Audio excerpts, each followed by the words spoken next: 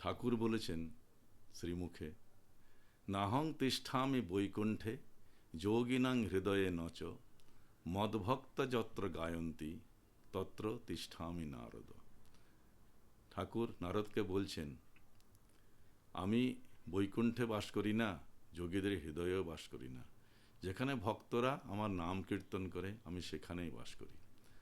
আর ঠাকুর যদি নাম কীর্তনের স্থানে আবির্ভূত হন, তো সেখানে ঠাকুরের যে ভক্ত হনুমানও এসে হাজির হয়।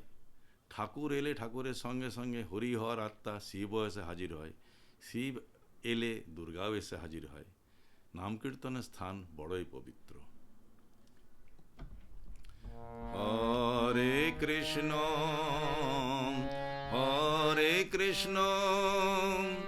কৃষ্ণ কৃষ্ণ হরে হরে হরে রাম